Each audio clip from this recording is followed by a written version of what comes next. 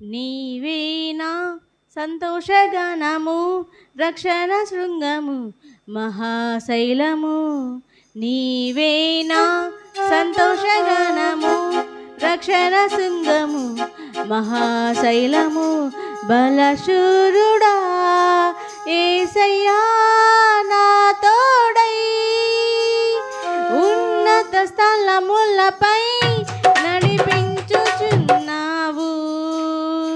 బలశూరుడా యేసయ్యా నా తోడై, ఉన్నత స్థలములపై నడిపించుచున్నావు. నీవేనా సంతోషగానము, రక్షణ శృంగము, మహాశైలము. నీవేనా సంతోషగానము, రక్షణ శృంగము, మహాశైలము.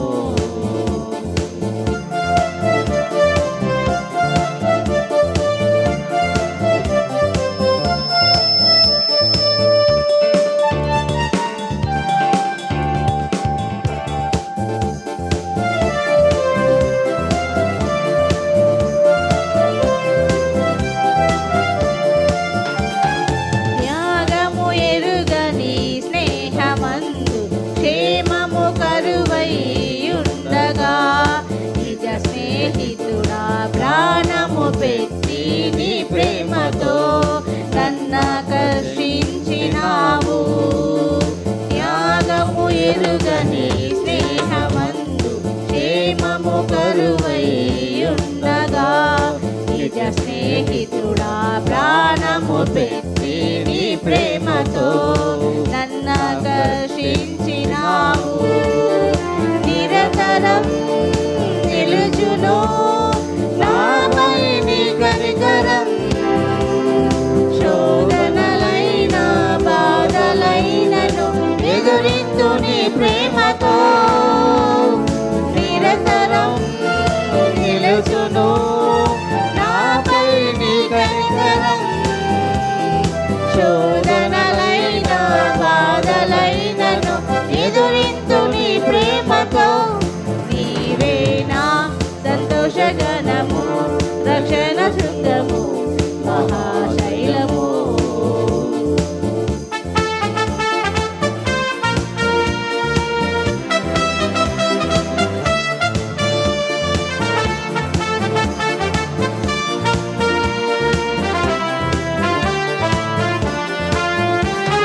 వేదన కలిగిన దేశమందు వేకువ వెలుగై నిలచినావు. విడువక తోడై అభివృద్ధి పరచి ఐగుప్తిలో సింహాసనమిచ్చినావు. వేదన కలిగిన దేశమందు వేకువ వెలుగై నిలచినావు. విడువక తోడై అభివృద్ధి పరచి ఐగుప్తిలో సింహాసనమిచ్చినావు. మారదు ఎన్నడూ నీవిచ్చిన దర్శనం, అనుదినం అనుక్షణం నీతో నా జీవితం. మారదు ఎన్నడూ నీవిచ్చిన దర్శనం, అనుదినం అనుక్షణం నీతో నా జీవితం. నీవేనా సంతోషగానము, రక్షణ శృంగము, మహాశైలము.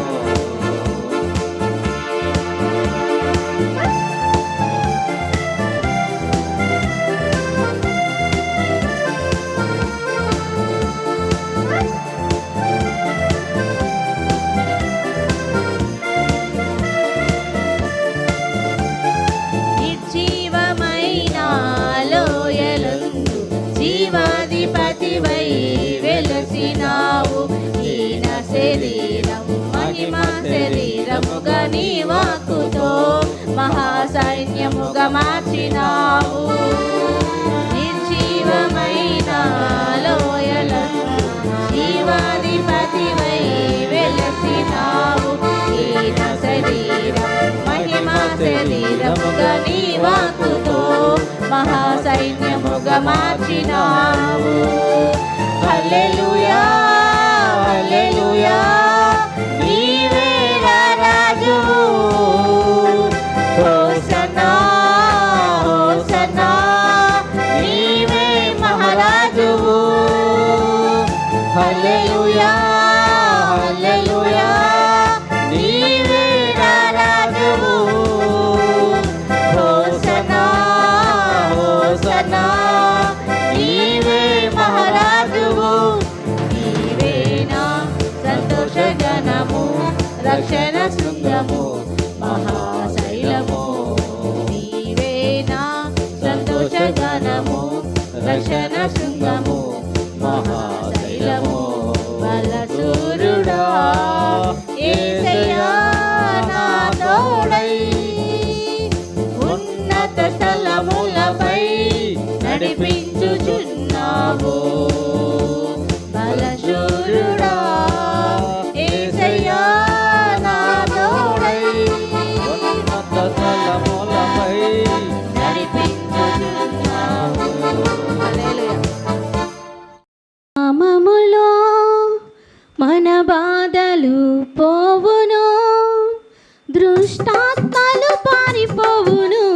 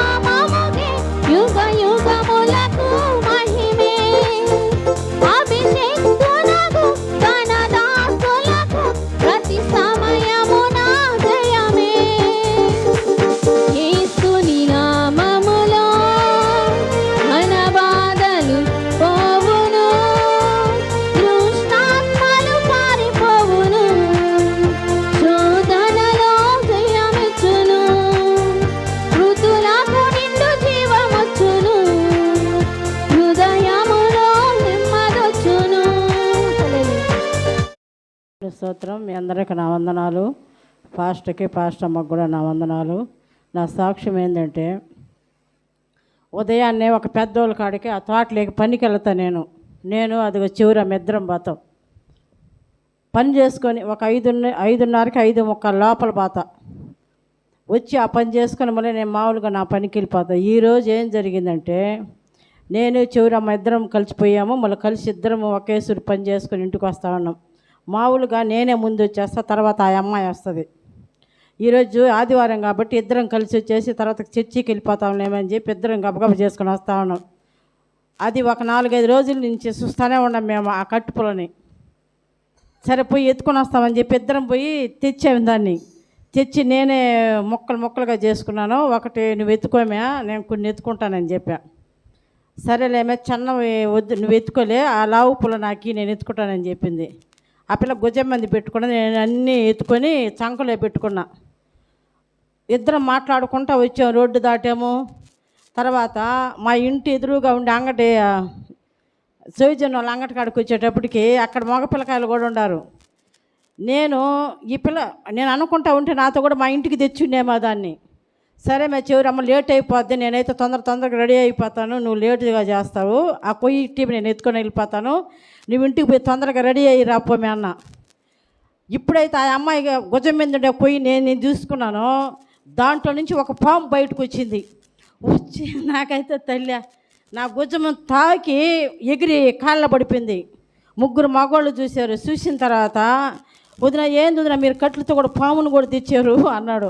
అప్పుడు చూసా నేను, అది నాకైతే నేనైతే భయపడలేదు.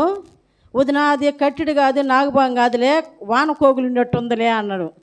మరి దీంట్లో ఎట్టొచ్చింది ఏంది ఒకటే ఆశ్చర్యం. ఇంటికి పోయి మా కోడలతో చెప్పా. ఆ పిల్ల స్టండ్ అయిపోయింది అని చెప్పి, ఏంది అతను పామునితో కూడా తెచ్చావా, అదేం చేయలేదు మిమ్మల్ని అన్న. దాంట్లో పాము ఉన్నట్టు మాకేం తెలుసుమే, ఆ పిల్ల నాకు ఇచ్చేటప్పుడు దాంట్లో అప్పుడు బయటకు వచ్చింది మే అన్న. చూస్తే దాంట్లో లోపల ఒక బంద్ ఉంది ఆ పొయ్యికి, ఇప్పుడు పోయి దాంట్లో ఉండిందో. సరేనని చెప్పేసి ఈయనకి చేస్తే భయపడతాడని చెప్పి మళ్ళీ దాన్ని ముక్కలుగా చేసేసి ఆ పొయ్యిని. ఈరోజు అది విషం పామైనా ఏదైనా సరే ఆయన అంటాడు, ఆయన వాక్యం చెప్తుంది, నా కృపలేందే ఎవరిని కూడా ఏది కూడా జరగదు, ఏది కూడా నేను ఆజ్ఞిస్తేనే ఏది కూడా ప్రమాదమైన ఏది కూడా ఆయన చెప్పాడు. కాబట్టి ఈరోజు ఆ అమ్మాయిని ఏం చేయలే, నన్ను ఏం చేయలే, అది ఎట్టొచ్చింది అట్ట వెళ్ళిపోయింది. ఈరోజు 2 ప్రాణాలు దేవుడు పాము ద్వారా మమ్మల్ని కాపాడాడు. ఈరోజు ఈ రక్షణ సన్నిధిలో నన్ను సాక్షిగా పెట్టిన మా దేవుడికి ఈ చిన్న సాక్ష్యం ఆయనే దీవించినగాక. ఆమెన్. Praise lord. దేవుడికి స్తోత్రం. మీ అందరికి నా వందనాలు. నాకు ఒక 2 డేస్ నుంచి బాగా ఎండకు తిరిగి, మాకు కొన్ని సర్వేస్ ఉంటాయి డ్యూటీలో, ఆ సర్వేలో బాగా తిరిగి నాకు వామిటింగ్స్, నెత్తురుతో బంకపడి అట్లా ఒక 2 డేస్ బాగా ఇబ్బంది పడ్డాను. ఒక 2 డేస్ కూడా మా చెల్లెలు వచ్చి మా ఇంట్లో ఫ్లూయిడ్స్ పెట్టింది. అసలు బాడీ మొత్తం ఒక సచ్చులాగా అయిపోయింది. నాకు అసలు కాలు వేయడానికి కూడా నాకు అసలు శక్తి లేదు. అసలు ఈరోజు ఇక్కడికి వచ్చి నేను ఇట్లా సజీవంగా నేను సాక్ష్యం చెప్తున్నాను అంటే అది దేవుని కృప. ఇచ్చిన సాక్ష్యం దేవుడికే చెల్లును గాక. ఆమె దేవుడు చేయి ధ్వనులతో దేవుని గూర్చి ఆర్భాటము చేయుడి. యెహోవా మహోన్నతుడు, భయంకరుడు, ఆయన సర్వభూమికి మహారాజై ఉన్నాడు. ఆయన జనములను మనకు లోపరుచును, మన పాదముల క్రింద ప్రజలను అనగద్రొక్కును. తాను ప్రేమించిన యాకోబునకు మహాతిశయాస్పదముగా మన స్వాస్యమును ఆయన మన కొరకు ఏర్పాటు చేసి ఉన్నాడు. దేవుడు ఆర్భాటముతో ఆరోహణమాయెను, బూరధ్వనితో యెహోవా ఆరోహణమాయెను. ఆమేన్.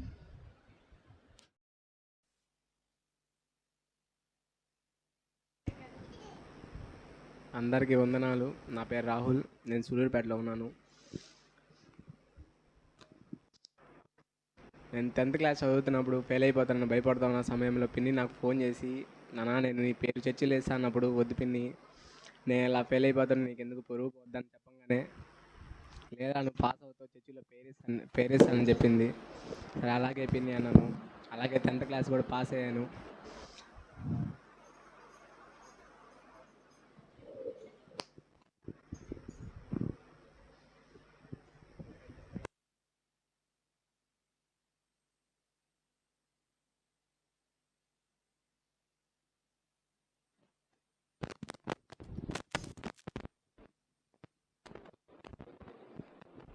అలాగే 10th క్లాస్ పాస్ అయిపోయాను. తర్వాత డిప్లొమా కూడా రాశాను నేను పీసీటీ కోసము, అది కూడా పాస్ అయిపోయాను. దేవుడు నా ఎందుకు చాలా హలో హలో నా కోసం హలో హలో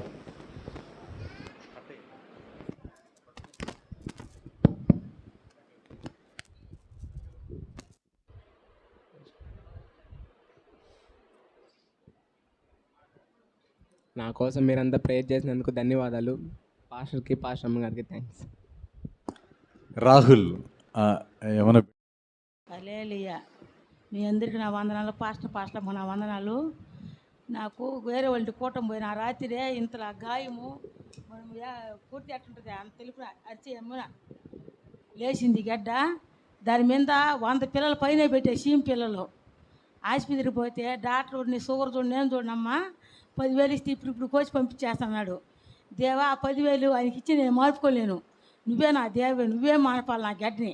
ఆ కానికేదో నీకే ఇస్తా, నేను కోసుకొని కూడా నేను మార్పుకోలేను. ఎందుకంటే నాకు షుగర్ ఉంది దేవా, నాకు భయము. ప్రతి ఒక్కరు వచ్చి అది ఇట్లా చేస్తుంది, ఐజీ గడ్డ, రాజుల గడ్డ అని చెప్తా ఉన్నారు. దేవా ఏ గడ్డ నేను భయపడను, నువ్వు ఉన్నాగా నాకు. నువ్వు తప్ప నాకు ఎవ్వరు లేరు, బంధువులు లేరు, చుట్టాలు లేరు, కనీసం ఎవరికి కూడా లేరు నాకు. నువ్వు ఒక్కడివే దేవుడిని, నీవు తప్ప లోకలు పాడపడుకుంటాడు ప్రతిరోజు దేవుణ్ణి. ఆ పిల్లల తర్వాత ఈ ఊరు వచ్చినా కానీ ఆసుపత్రికి బొమ్మ అంతలా గడ్డ అడి చేస్తావు, నా దేవుడు మానపుతాడు. దేవుడు ఏముండాడు, నాకు ఎవ్వరు లేదు, నేను దిక్కులేని దాన్ని అని చెప్పి దేవుడు గొప్ప చెప్పుకున్నాను. అంత అయిపోయింది. ఇంకా కొంచెం ముందు గాయము, అది కూడా దేవుడు మానపుతాడు. దేవుడికి ఇదిగో కానికి ఇస్తున్నాను, దాటకిచ్చే కానికి దేవుడికి ఇస్తున్నాను. ఎందుకు చెప్పబడిన సాక్ష్యం బట్టి ప్రభువుని స్తుతిద్దాము. నజరేయుడు హాజరాల దేవాని ఘనమైన నామానికి నాయన కృతజ్ఞత స్తుతులు స్తోత్రాలు వందనాలు చెల్లించుకుంటా నాయన తండ్రి యేసయ్య ప్రభ. ఉదయకాలం నుంచి నాయన మనం విన్నాము, ఒకసారి ఆ మాట మనము చదువుకుందాం. 47వ కీర్తన మొదటి చరణాన్ని నేను చదువుతున్నాను. సర్వజనులారా చప్పట్లు కొట్టుడి, జయధ్వనులతో దేవుని గూర్చి ఆర్భాటము చేయుడి. సర్వజనులారా చప్పట్లు కొట్టుడి, జయధ్వనులతో దేవుని గూర్చి ఆర్భాటము చేయుడి. చాలా సందర్భాల్లో మనం ఎందుకు చప్పట్లు కొడతామండి? ఏదన్నా ఆనందాన్ని వ్యక్తపరచడానికి చప్పట్లు కొడతాము. ఎవరిని అభినందించడానికి, బిడ్డలు మంచి విజయం పొందుకున్నప్పుడు కానీ, మనం చేయలేనిది ఎవరన్నా సాధించినప్పుడు చప్పట్లు కొడతాం, అభినందిస్తాం. ఏదన్నా గెలుపు, ఒక శుభవార్త, మనం హృదయ ఆనందానికి మించిన వార్త ఏదైనా మనం విన్నప్పుడు మన చేతులు ఆటోమేటిక్గా చప్పట్లు కొడతాయి కదా. చాలాసార్లు ఒక సభల్లో, సమావేశాల్లో ఉత్సాహం కలిగించడానికి, ఉజ్జీవం కలిగించడానికి మనము చప్పట్లు కొడుతుంటాం. ఎవరు చప్పట్లు కొట్టరా? ఎప్పుడు కొట్టలేదా? మరి మౌనంగా నన్ను అలాగే చూస్తుంటే నాకు డౌట్ వస్తుంది. చప్పట్లు కొట్టారు ఎప్పుడైనా? మంచిది. అయితే బైబిల్లో చప్పట్లు స్తుతికి గుర్తుగా చెప్పబడింది. చప్పట్లు కేవలము మన చేతుల శబ్దం మాత్రమే కాదు, కానీ మన హృదయ అంతరంగంలో ఉన్న ఆనందమే చప్పట్ల రూపంలో వస్తుంది చాలాసార్లు కదా. మనం గమనిస్తే ఎక్కువగా మనం చప్పట్లు ఎప్పుడు కొడతామంటే, మనకు అందరికీ ఇష్టమైన ఒక గేమ్ ఉంది కదండి, ఒక స్పోర్ట్, క్రికెట్. అది చూస్తున్నప్పుడు ఎంత సంతోషంగా ఉంటుంది, ఆనందంగా ఉంటుంది. వాళ్ళ 4లు 6లు కొడుతుంటే మన హృదయం ఆనందంతో కేకలేస్తుంటుంది. వాళ్ళు అక్కడ కొడుతుంటే అక్కడెక్కడో మనం ఎక్కడి నుంచి ఏం చేస్తాం? చప్పట్లు కొడతాం. కొట్టరా, 4 కొట్టరా, 6 కొట్టరా, వికెట్ తీయాలి, ఇవన్నీ చెప్తా ఉంటాం ఆటోమేటిక్గా. ఎందుకని? మన హృదయంలో అంత సంతోషం ఉంది దాని పట్ల. అయితే దేవుడు అంటున్నాడు, సర్వజనులారా చప్పట్లు కొట్టుడి, జయధ్వనులతో దేవుని గూర్చి ఆర్భాటము చేయుడి అని ఇక్కడ కోరహు కుమారులు ఈ కీర్తన రాస్తున్నారు. మహోన్నతుడైన దేవుని ఘనపరచడం ఎలాగో ఇక్కడ మనము చూడొచ్చు. వాక్యానుసారంగా మనం గమనిస్తే చప్పట్లో దేవుని మహిమపరచడానికి, ఆనందంతో మనము ఆయన్ని స్తుతించడానికి. సర్వజనులారా అంటే ఒక క్రైస్తవులు కాదు, ఒక జాతి కాదు, ఒక కులం కాదు, ఒక వర్గం కాదు, ఒక ఊరు కాదు. ఎవరండి? ప్రపంచంలో ఉన్న ప్రతి ఒక్కరు, చిన్నవారేమి, పెద్దవారేమి, ధనికులేమి, పేదవారేమి, దరిద్రులేమి, ఎవరైనా సర్వజనులారా చప్పట్లు కొట్టి దేవుణ్ణి మహిమపరచుడి అని ఇక్కడ భక్తులు చెప్తున్నారు. ప్రియమైన దేవుని బిడ్డలారా, మన జీవితాల్లో మనము ఎప్పుడు చప్పట్లు కొట్టకపోయినా, ఈ దినం కూడా మీరు చూసుంటారు కదండి, తమిళనాడు సీఎంగా ప్రమాణ స్వీకారం చేస్తున్న విజయ్ గారు, జోసెఫ్ విజయ్, ఆయన నిలబడి విజయ్ అని నేను తమిళ్లో చెప్తుంటే ఏమైంది, ఓ ఆ స్టేడియం అంతా కేకలు. ఒక ఆమె అయితే నేను చూస్తున్నా లేచి విజిల్ వేస్తుంది. ఆమె సీఎం అయిందా? కాలా. ఎందుకని? ఆ వ్యక్తి పట్ల అంత అభిమానం, ప్రేమ, వాళ్ళని సంతోషపరచడానికైతేనేమి, అభినందించడానికైతేనేమి, వాళ్ళ హృదయంలో సంతోషం అలా వ్యక్తపరుస్తుంది. మనం ఎప్పుడన్నా దేవుని సన్నిధిలో అంతగా చప్పట్లు కొట్టామా? ఒక క్రికెట్ చూస్తా, లేదా ఇంకేదైనా గేమ్ చూస్తా, ఇంకేదన్నా చూస్తా, మనము ఎంత ఆనందంతో దాంట్లో మునిగిపోతామే. దేవుని సన్నిధిలో ఎప్పుడన్నా మనం సంతోషంతో చప్పట్లు కొట్టిన రోజు ఉందా? ఇంకేదో ఉంటే సంతోషమే. ఒకవేళ మన ఆయన సన్నిధిలో చప్పట్లు కొట్టలేకపోతే మర్చిపోవద్దు, సర్వజనులారా చప్పట్లు కొట్టి ఆయన్ని స్తుతించండి. చాలా సందర్భాల్లో మనం పిల్లలు ఆడుకుంటున్నప్పుడు కానీ ఇప్పుడు మనం గమనిస్తే దొంగ పోలీసు ఆట ఆడుకుంటూ ఉంటారు పిల్లలు. దొంగ ఏం చేస్తాడు? దాంకోవాలి, పోలీసు అతన్ని పట్టుకోవాలి. అప్పుడు పోలీసు వచ్చి ఏమంటాడు? దొంగని హ్యాండ్స్ అప్ అంటాడు కదా. అప్పుడు దొంగ ఏం చేయాలి? చేతులు రెండు పైకెత్తాల. ఈ లోకపు మనుష్యులే ఒక అధికారికి చేతులెత్తి సరెండర్ అయిపోతే, నేను నీకు లొంగిపోతున్నాను అని అంగీకరించినప్పుడు, దేవాది దేవుని బిడ్డలమైన మనము ఆయన సన్నిధిలో, అయ్యా నేను నీకు లొంగిపోతున్నానయ్యా, నేను నీ వాడనయ్యా, నీ రక్తంతో కొనబడినవానయ్యా, నిన్ను ఆరాధిస్తానయ్యా, నిన్ను మహిమపరుస్తానయ్యా అని మన హృదయ ఆనందంతో ఎందుకు కేకలేయట్లేదు? మనం దేవుని ఎప్పుడు ఆరాధించేవారు కానీ ఉండాలి. మనం కూడా చేతులెత్తి ఆయన్ని ఆరాధించినప్పుడు మన జీవితాల్లో ఆయన జరిగించని కార్యం ఏది ఉండదు. స్తుతి మన స్థితిని మారుస్తుంది, ప్రార్థన మన పరిస్థితిని మారుస్తుంది. ఈ రెండు మన జీవితాల్లో ఉంటే మనం ఎక్కడికి వెళ్ళినా కానీ విజయ వీరులుగా మనము ఉండగలుగుతాం. చప్పట్లు దేవుని కృతజ్ఞతకు సాదృశ్యం, ఆయన స్తుతించడానికి సాదృశ్యం, దేవుని సన్నిధిని ఆనందించడానికి సాదృశ్యంగా ఉంది. ప్రియమైన దేవుని బిడ్డలారా, చాలా సందర్భాల్లో మనం గమనిస్తుంటే స్తుతి ఆరాధన సమయంలో చప్పట్లు కొట్టడమే షేమ్గా ఉంటుంది. చాలామందికి కొట్టలేరు, ఆనందించలేరు, నిశ్శబ్దంగా ఉంటారు, మాకు సంబంధం లేదు అన్నట్లుగా ఉంటారు. ఏం పాడతాను, వాళ్ళు పాడతారులే, వాళ్ళు స్తుతిస్తారులే అని చాలామంది నిరాశలో ఉంటారు, నిస్పృహలో ఉంటారు. మనం గమనిస్తే ఇశ్రాయేలీలు కూడా ఒక సమయంలో చాలా నిరాశలోకి వెళ్ళిపోయారు, బబులోను చెరలోకి వెళ్ళిపోయారు. అప్పుడు ఆ బబులోనీయులు అంటున్నారు, పోయిన వారం కూడా మనం ఈ మాట మనం గమనించుకున్నాం. బబులోనీయులు అంటారు, మీరు మా కోసం ఒక పాట పాడతారా, మమ్మల్ని ఆనందింపజేస్తారా అంటారు. మీరు దేవుణ్ణి చాలా ఆరాధిస్తారంట కదా, మీకు దేవుణ్ణి ఆరాధించడం అంటే చాలా ఇష్టం అంట కదా, గొప్పగా ఆరాధిస్తారంట కదా, ఒకసారి ఒక పాట పాడి మాకు వినిపించకూడదా, మా హృదయాలు ఉల్లసింప చేయకూడదా, మీ దేవుని ఎలా ఆరాధిస్తారో మాకు కూడా వినాలనుంది, చూడాలనుంది అంటే ఇశ్రాయేలు ఎలా ఉన్నారు? మౌనమైపోయారు. అన్ని సంవత్సరాలు దేవుడిని ఆరాధించిన ఇశ్రాయేలీలు ఆ బబులోను నదుల దగ్గర ఎలా ఉన్నారు? నిరాశలో ఉన్నారు. నిరాశలో ఉండి వాళ్ళ సితారాలు ఎక్కడ తగిలించారు? నిరవంజి చెట్లకు తగిలించేశారు. ఆ నిరవంజి చెట్లు అంట ఒక నిరాశకి, ఒక దుఃఖానికి, శ్రమకి సాదృశ్యంగా ఉందంట. అంటే మన జీవితాల్లో మన హృదయాన్ని దేవుని మందిరానికి వచ్చిన మనము మన హృదయాన్ని ఎలా ఎక్కడ పెడుతున్నామంట? ఆ నిరవంజి చెట్లు అనే దాన్ని తగిలిచ్చేసి వచ్చేస్తున్నాం. మన హృదయంలో ఆనందము ఉన్నట్ల. కోరహు కుమారులు అంటారు, అయ్యా నీ మందిరం నేను ఎప్పుడు వస్తాను, నా హృదయం ఆనందంతో కేకలేస్తుంది అంట. ప్రియమైన దేవుని బిడ్డలారా, కోరహు కుమారులకున్న ఆశ ఈ దినాన మనము కలిగి ఉండాలి. దేవుని సన్నిధికి ఎప్పుడు వెళ్తాం, ఆయన ఎప్పుడు ఆరాధిస్తాం. మేము ముందు ఉండాలి, ఆయన సన్నిధిలో ముందు కూర్చోవాలి, ఆరాధించాలి, మహింపరచాలి. మేము ఓడిపోయిన వారిగా ఉండకూడదు, దేవుని స్తుతించేవారిగా ఉండాలి అని మన జీవితాల్లో మనకు మనము తీర్మానము చేసుకోవాలి. రాజులు 2వ గ్రంథము 11వ అధ్యాయంలో మనం గమనిస్తే ఇక్కడ ఒక రాణి ఉంటుంది. ఆమె పేరు అతల్య. ఈమె చాలా భయంకరమైన రాణి, దుర్మార్గురాలు. ఈమె ఎవరి కూతురు అంటే యెజబెలు అనే ఒక స్త్రీ యొక్క కుమార్తె ఈ అతల్య.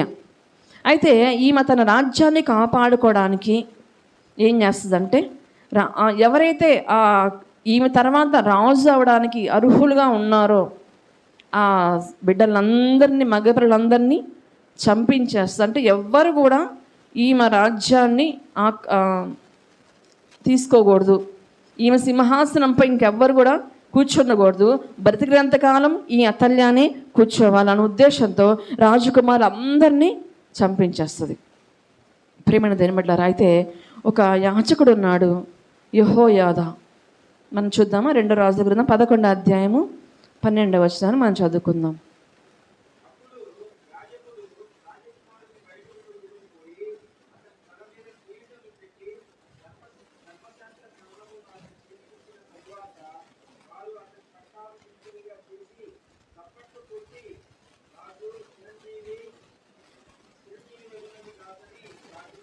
ఆమేన్. ఇక్కడ మనం గమనిస్తే అక్కడ ఒక వ్యక్తి రాజు అయిపోయాడండి.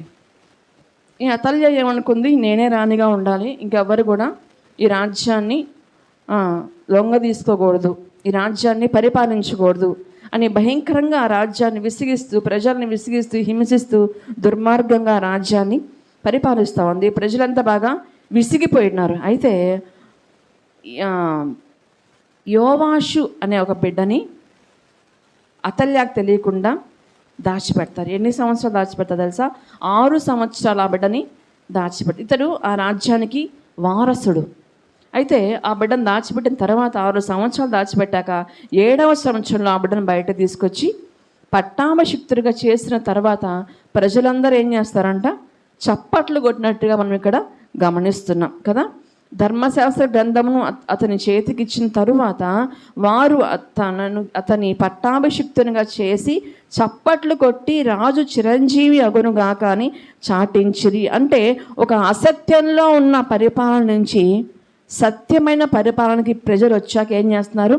చప్పట్లు కొట్టి ఆ యోవాషు రాజు అవడాన్ని అంగీకరిస్తున్నారు. మనం ఇక్కడ గమనిస్తే 11వ అధ్యాయంలో మనం గమనిస్తే మొదటి నుంచి అతల్య తల్లి అయిన అహజ్యా తల్లి అయిన అతల్య తన కుమారుడు మృతి పొందనని తెలుసుకొని లేచి రాజకుమారులందరినీ నాశనము చేశాను. రాజైన యెహోరాము కుమార్తెను అహజ్యాకు సహోదరునైన యెహోషబ అహజ్యా కుమారుడైన యోవాషును హతమైన రాజకుమారులతో కూడా చంపబడకుండా అతను రహస్యముగా తప్పించెను. కనుక వారు అతని దాదిని పడక గదిలో అతల్యాకు మరుగుగా ఉంచి ఉండుట చేత అతడు చంపబడకుండెను. అయితే అతల్య దేశమును ఏలుచుండగా ఇతడెక్కడున్నాడు తెలుసా?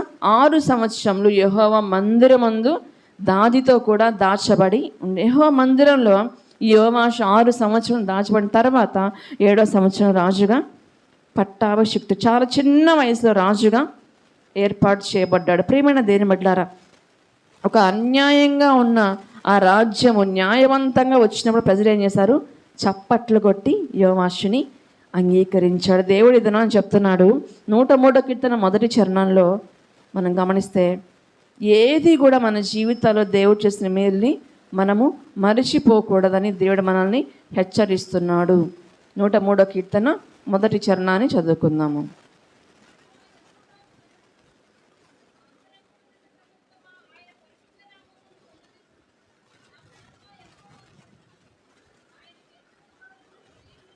ఆమేన్. ఆయన చేసిన ఉపకారములలో దేనిని మరొక మనం ఏం చేస్తాం? ఉపకారాలన్నీ మర్చిపోతాము. దేవుడు ఇంకా చెయ్యని కార్యాలు ఉంటాయి కదా, వాటి మీద మనం దృష్టి ఉంచుతాం. ఇంకా చేయలేదే, ఇంకా చేయలేదే, ఇంకా చేయలేదే. చేసిన వాటిని మర్చిపోతాం, గుర్తుంచుకోం. కనీసం దేవుని మందిరానికి వచ్చి దేవుడు నాకు ఈ కార్యము చేశాడు అని చెప్పడానికి కూడా మనం అనేక మార్లు ఏం చేస్తాం? భయపడుతుంటాం. ప్రియమైన దేని బిడ్డలారా, దేవుడు మనకి ఏ మేలు చేయక మానలేదు. ఆయన సన్నిధిలో మనం ఎలా ఉండాలి తెలుసా? చప్పట్లు కొడుతూ దేవుడిని ఆరాధించేవారుగా, ఆయన మన జీవితాల్లో చేసిన కార్యాల నిమిత్తం ఆయన్ని మహిమపరిచేవారుగా మనం ఎల్లప్పుడూ సిద్ధంగా ఉండాలి. రెండోదిగా మనం గమనిస్తే మొదటిగా ఏంది అది? సర్వజనులారా చప్పట్లు కొట్టుడి. రెండవ అంశం మనం గమనిద్దాము. కీర్తన గ్రంథము 49వ కీర్తన మొదటి చరణాన్ని చదువుకుందాం. 49వ కీర్తన మొదటి చరణం.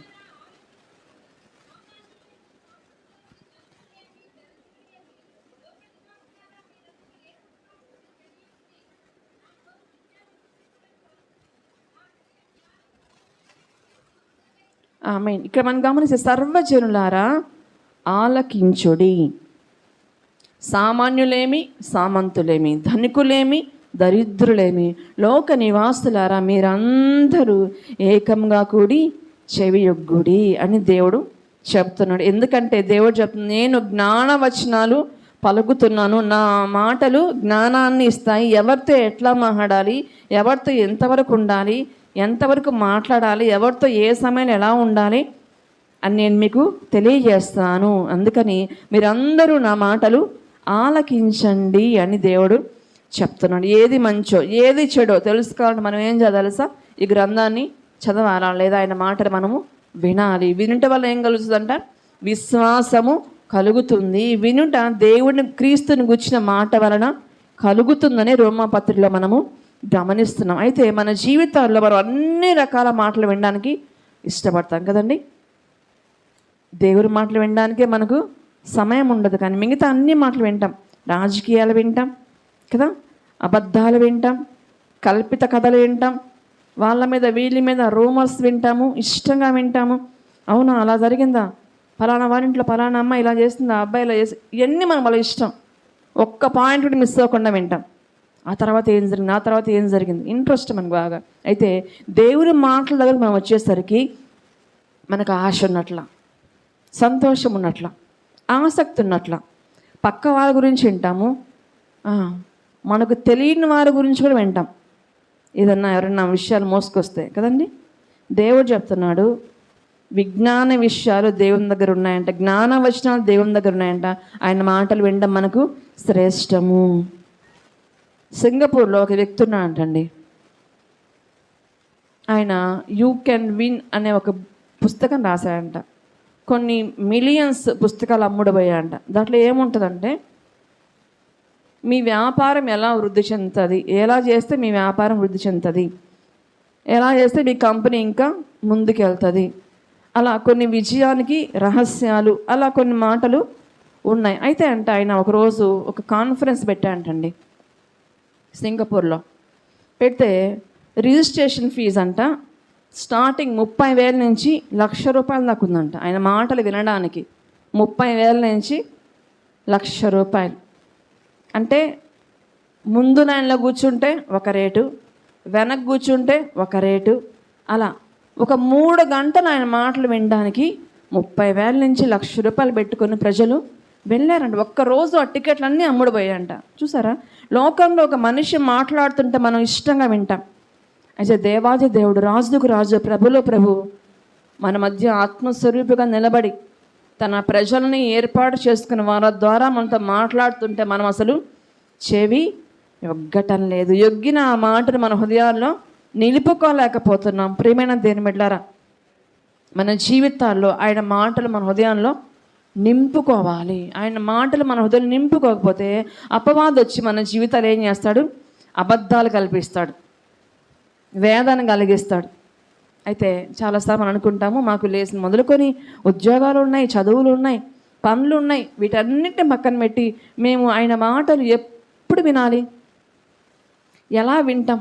మా సమయం అంతా మా కుటుంబాన్ని మేము ఇచ్చించుకోబలేదా, మా కుటుంబాన్ని చూసుకోబలేదా, మా పిల్లలు మేము చూసుకోబలేదా, మేము చదువుకోబలేదా అంటారు కదా. చదువుకోవాలి, కుటుంబం చూసుకోవాలి, పిల్లల్ని చూసుకోవాలి, అన్నీ చూసుకోవాలి. కానీ ఇవన్నీ మనం మేనేజ్ చేయడానికి మనం జ్ఞానం ఎవరిస్తా అంటే దేవుడు ఇవ్వాల్సింది. దేవుడు మన జ్ఞానం ఇవ్వకుండా మనం ముందుకి వెళ్ళలేము. సర్వజనులారా నా మాటలు వింటే మీకు ప్రయోజనము. ఎంతసేపు దేవుని మాటలు వినే సమయాన్ని ఇస్తున్నాం? ఆయన మాటలు వినే సమయము, ధ్యానించే సమయం మనకుందా? చాలాసార్లు మనం అనుకుంటాము, ఈ టైంలో ప్రార్థనలు పెడితే మేము రాలేమండి, ఎందుకంటే మాకు టీవీలో చాలా ప్రోగ్రామ్స్ ఉంటాయి, చాలా సీరియస్ మేము మిస్ అయిపోతాం, ఆ తర్వాత ఏం జరుగుతుంది మాకు తెలియటంలా. అనుకుంటారు. సీరియల్స్లో మునిగిపోతారు. వాళ్ళు ఏడిస్తే ఈమె ఏడుస్తుంది, వాళ్ళు కోప్పడితే ఈమెకు ఆవేశం వస్తుంది, వాళ్ళు నవ్వితే ఈమె నవ్వుతుంది. అంటే దాంట్లో అంత ఇన్వాల్వ్ అయిపోతారు. ఒకవేళ కరెంటు పోయింది అనుకోండి, ఏం చేస్తాం? విలవిల్లాడిపోద్ది మనసు. ఏమైందో ఏమైందో ఏమైందో పక్కింటికి పారిపోతాం వాళ్ళ ఇంట్లో కరెంటు ఉంటే. అంత ఆశ మనం దేవుని మాటల పట్ల ఉండాలి. ఎప్పుడన్నా మనము నేను దేవుని మాటలు వినాలా అని పరిగెస్తూ వచ్చాము ఆయన సన్నిధికి. చాలాసార్లు చాలామంది మనతో అంటారు, నీకు నాలో జ్వరం ఉంది కదా, ఏదో గాలి జోకింది, ఫలానా వ్యక్తి దగ్గరికి వెళ్ళు, అక్కడికి వెళ్తే ఒక తాడు ఇస్తాడు, తగ్గిపోద్ది అని చెప్పగానే మన మనసు ఏమైపోద్ది? అమ్మ నిజమేనా, అక్కడికి వెళ్తే మనకు తగ్గిపోద్ది అని పరిగిస్తుంటారు. ప్రియమైన దేవుని బిడ్డలారా, మీ హృదయము దేవునికి కట్టేసుకోండి. ఆయన దగ్గర నుంచి ఎక్కడికి వెళ్ళొద్దు. ఆయనే నిత్యజీవ మాటలు కలవాడు, ఆయనే స్వస్థపరచువాడు. ఏ తాడులో ఏమీ లేదు, ఏ నిమ్మకాయలు ఏం లేదు, ఏ మిరపకాయలు ఏమీ లేదు. భయపడద్దు దేనికి కూడా.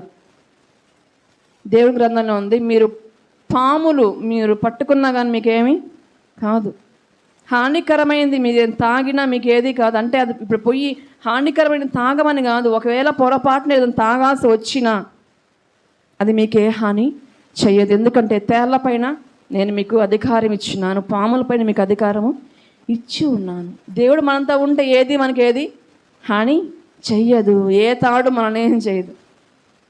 ప్రియమైన దేవుని బిడ్డలారా, మన మనస్సుని దేవుని వైపు కాక ఈ లోకం వైపు తిప్పద్దు. ఎక్కడికో పరిగెత్తుకొని ఏదో అయిపోద్దని వెళ్ళొద్దు. దేవుని మాటలు ఆలకించండి. శ్రమలో, ఇబ్బందిలో, ఇరుకులో, మార్గం తెలియని స్థితిలో మనం ఉంటే ఆయన అడగండి, అయ్యా నీ ఆత్మచేతను నడిపించయ్యా, నేను ఇప్పుడు ఎక్కడికి వెళ్ళాలి, ఏ కోర్సు నేను జాయిన్ అవ్వాలా, ఎలా నేను ముందుకు వెళ్ళాలి, నువ్వు నాకు తెలియపరిచయ్యా అంటే ఆయన మాటకు లోబడిన వారు ఎప్పుడన్నా దీవించబడ్డారే కానీ నిరాశ చెందినట్లు మనము చూడం. 2వ రాజుల గ్రంథము మనం గమనిస్తే ఒక ఆయన దేవుని మాట విని వెళ్ళాడు ముందుకి. ఆయన అపజయం పొందాడా, నిరాశ చెందాడా? మనం చూద్దాము. 2వ రాజుల గ్రంథము 5వ అధ్యాయము మొదటి నుంచి మనము చదువుకుందాం.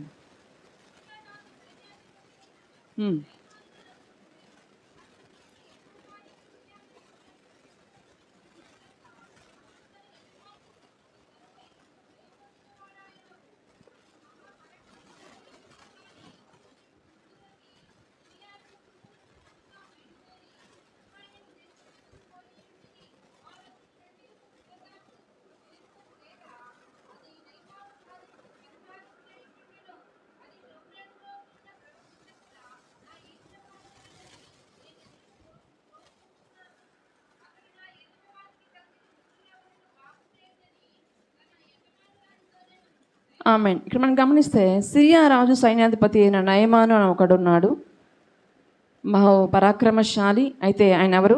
ఒక కుష్ఠరోగి.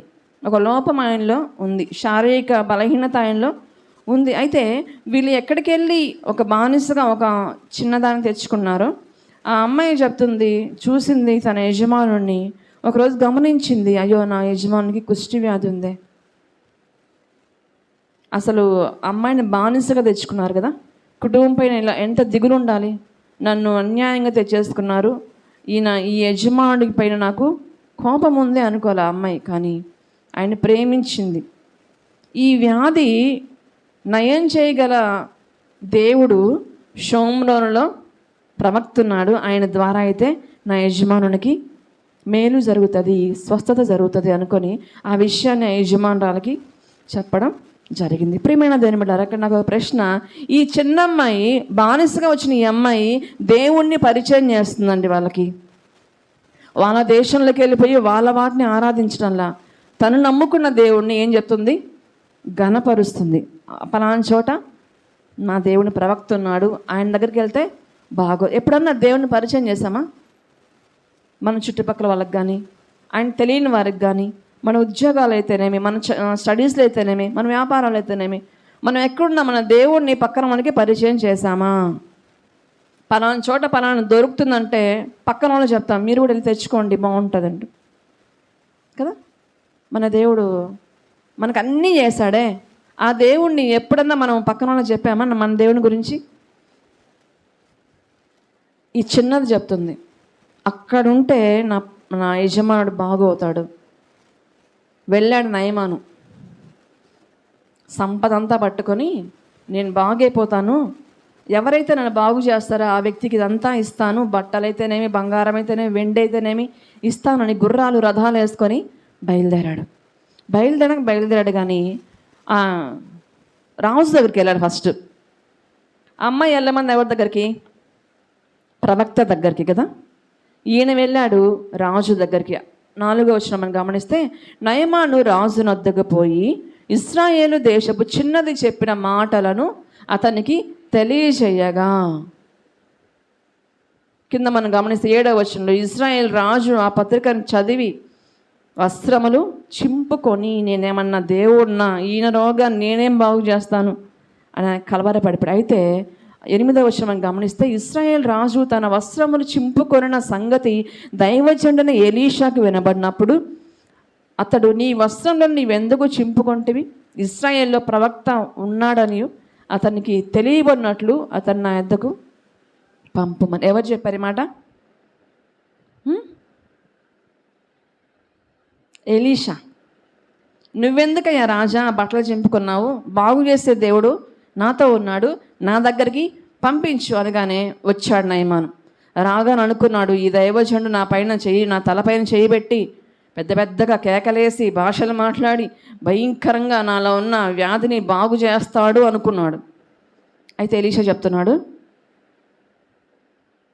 9వ వచనం, నయమాను గుర్రములతోనూ రథములతోనూ వచ్చి ఎలీషా ఇంటి ద్వారం ముందర నిలిచి ఉండగా, ఎలీషా, నీవు యోర్దాను నదికి పోయి 7 మార్లు స్నానం చేయము, నీ ఒళ్ళు మరలా బాగై నీవు శుద్ధుడు వగుదని అతనితో చెప్పుటకు ఒక దూతను, ఆయన కూడా పోలా, ఒక మనిషిని పంపించాడు. నయమాను వచ్చాడు గుర్రాల రథాలు వేసుకొని, పరాక్రమశాలి కదా, తన అదంతా చూపించుకోవడానికి వచ్చాడు. అయితే దైవజనుడు బయటకు కూడా రాలా. చాలా కోపం వచ్చింది నయమానికి. అనుకున్నాడు, నా తలపైన చేయబట్టి ప్రార్థన చేస్తాను అనుకుంటే ఈయనేంది ఒక మాట ఒక వ్యక్తి ద్వారా పంపించాడు. అయినా మా దేశంలో నదులు లేవా? యోర్దాన్లో మునగమంటాడేంది, అక్కడ స్నానం చేయమంటాడేంది అనుకున్నాడు. వెళ్ళిపోతున్నాడు ముఖం చిన్నబుచ్చుకొని. అయితే అక్కడున్న ఒక పనివాడు వచ్చి, అయ్యా, ఆయన ఏదన్నా గొప్ప కార్యం చేయమంటే చేస్తావు కదా, ఈ చిన్న కార్యం స్నానం చేయడం చిన్నదే కదా, పోయి చెయ్య అంటే ఆ మాట నయమాను ఏం చేశాడు? విన్నాడు. వినకుండా వెళ్ళిపోయింటే ఆ కుష్టివ్యాధితో అతను మరణించి ఉండాల్సింది. అయితే నయమాను సరైన సమయంలో సరైన మాట విన్నాడు. యోర్దాను నదికి వెళ్ళాడు, 7 మార్లు మునిగాడు. మొదటిసారి మునిగి చూసుకుంటాడు వాళ్ళంతా, అలాగే ఉంది. 2వసారి, 3వసారి, 4వసారి. మనమైతే దైవజనం ఎవరనమ్మా 7 సార్లు ప్రార్థన చేసుకోమ్మా, వారంలో రోజుకి 7 సార్లు ప్రార్థన చేసుకోమ్మా, మీ కుటుంబంలో శోధన తొలగిపోద్దంటే 1 రోజు చేస్తాం, 2 రోజులు చేస్తాం, 3 రోజులు చేస్తాం, 4వ రోజు ఏమనుకుంటాం? ఈ కార్యం జరుగుద్దో లేదో. 5వ రోజు ఇది దేవుని చిత్తమో కాదో. 6వ రోజు ముగిచ్చేస్తాం. ఇంకా ఆశీర్వాదం వస్తుందని కూడా సమయంకి ఏం చేస్తాం? స్టాప్, ప్రేయరు ఆగిపోద్ది. అయితే ఈ నయమాను 7 మార్లు మునిగాడు, స్వస్థత పొందుకున్నాడు. ప్రియమైన దేవుని బిడ్డలారా, ఆయన మాటకు లోబడ్డం వల్ల మన జీవితాల్లో కార్యాలు జరుగుతాయి. అయితే ఈ యోర్దాను నదిలో శక్తి లేదు, యోర్దాను నీళ్ళలో శక్తి లేదు, స్వస్థత లేదు. అయితే దేవుని మాటకు విధేయత చూపాడే, ఆ విధేయతకి దేవుడు కార్యము జరిపించాడు. విధేయత మనం చూపించడం ద్వారా దేవుని మాటకి ప్రతి విషయంలో మనము విజయాన్ని పొందుకుంటాము. దేవుడు విడుదల చేసే మాటలోనే స్వస్థత ఉంది. ప్రియమైన దేవుని బిడ్డలారా, ఈ నయమాను ఆ మాట విన్నాడు, దాన్ని బట్టి చేశాడు. మనం కూడా వింటున్నాం దేవుని మాటలు, ఇలా చేయొద్దు, అలా ఉండొద్దు, అలా మాట్లాడొద్దు, వాళ్ళతో ఉండొద్దు అని చెప్తుంటే అదే చేస్తాం. ఇది నా దేవుడు మాట్లాడుతున్నాడు, సర్వజనులారా ఆయన మాట ఆలకించుడి, వినండి, దేవుని మాటలు వినండి, హృదయంలో చేర్చుకోండి, గొప్ప కార్యాలు చూడండి. మా దేశం నదులు లేవా అని పారిపోయిన నయమాను అంటున్నాడు, ఇశ్రాయేలు దేవుడు తప్ప ఏ దేవుడు లేడు, ఆయనే గొప్ప దేవుడు అని చెప్తున్నాడు.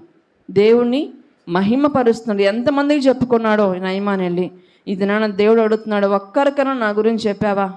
నేను నీకు విజయం ఇచ్చా కదా, నేను నీకు ఆరోగ్యం ఇచ్చా కదా, నీకు సమాధానం ఇచ్చా కదా, నీకు ఉద్యోగం ఇచ్చా కదా, నీకు ప్రతి విషయంలో సహాయం చేస్తున్నా కదా, నా గురించి ఎవరికైనా చెప్పావా ప్రియమైన నా బిడ్డ అని అడుగుతున్నాడు. మన సమాధానం ఏంటో. అయితే మనం గమనిస్తే సముద్రం ఆయనకు లోబడుతుంది, గాలి తుఫాను లోబడుతుంది, సింహాలు వింటున్నాయి. దానియేలు సింహాలు గుహలో పడగానే సింహాలు ఏమని చేశాయండి? ఏం చేయాల, సైలెంట్ అయిపోయాయి. కాకులు విన్నాయి. ఏలియాకి ఆహారం పంపించడానికి దేవుడు కాకుని వెళ్ళుకుంటే ఏమన్నాయి? అవి వెళ్తా కొట్టుకోలా. ఏం చేసాయి? పద్ధతిగా వెళ్ళి ప్రవక్తకి ఇచ్చాయి. రోగాలు ఆయన మాట విన్నాయి, వదిలిపోయాయి. దయ్యాలు విన్నాయి, మనుషులు ఉన్న దయ్యాలు పారిపోయాయి. గాడిద వినింది, సృష్టి వినింది. అయితే ఒకే ఒక్కరు వింటంలో, ఎవరది? మనుషులు దేవుని మాట వినటం లేదు. అందుకే దేవుడు చెప్తున్నాడు యెషయా గ్రంథం 1వ అధ్యాయంలో, ఆకాశమా ఆలకించుము, భూమి చెవియొగ్గుము, నేను నా బిడ్డల్ని పెంచి పెద్దవారుగా చేశాను, గొప్పవారుగా చేశాను, అయితే వాళ్ళు నా మీద తిరుగుబడి ఉన్నారు. యెషయా గ్రంథం 1వ అధ్యాయము 2వ వచనం చదువుదాం.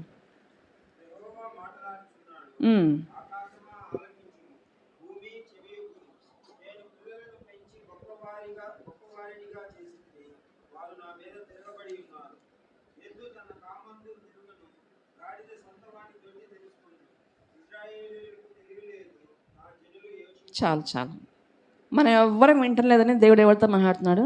ఆకాశంతో మాట్లాడుతున్నాడు. ఆకాశం వినిందా అండి దేవుని మాట? వినిందా? విని ఏం చేసింది? ఏదన్నా కార్యం మీకు గుర్తొస్తుందా? ఆకాశం నుంచి ఏమొచ్చిందో ఏదన్నా గుర్తొస్తుందా మీకు? మన్నా వచ్చింది. తర్వాత మలాఖీ గ్రంథాలు మనం గమనిస్తే ఆకాశం వాకులను విప్పి పట్టజాంతి విస్తారంగా దేవుడు మనకి దీవెనలు కుమ్మరిస్తాడు. మరి భూమికి ఏం సెలవిచ్చాడు? భూమికి మనకు కావలసిన ఆహారాన్ని పండించడానికి దేవుడు దానికి ఆజ్ఞ ఇస్తున్నాడు. చూసారా, ప్రతి ఒక్కటి దేవుని మాట వింటున్నాయి. మూడోదిగా మనం గమనిద్ది ముగించుకుందాము. యెషయా గ్రంథం 43వ అధ్యాయము 9వ వచనాన్ని చదువుకుందాం. యెషయా గ్రంథము 43వ అధ్యాయము 9వ వచనం. ఆమేన్. సర్వజనులారా ఎలా రండి? ఒక్కొక్కరు రండి ఉందా? గుంపు కూడి రండి. ఎక్కడికి? ఏ ప్రోగ్రామ్కి? ఏ పార్క్కి? ఎగ్జిబిషన్గా? ఇంకేదైనా ప్రోగ్రామ్కే? గుంపు కూడి ఆయన సన్నిధికి గుంపులుగా మనము రావాలంట. ఆయన ఆహ్వానిస్తున్నాడు, సమాజంగా కూడి రమ్మంటున్నాడు. ఎందుకంటే యెషయా 43వ అధ్యాయము 13వ వచనం మనం గమనిద్దాము. ఆయన కార్యాలు ఎలా అంటూ ఇక్కడ మనము చూడొచ్చు.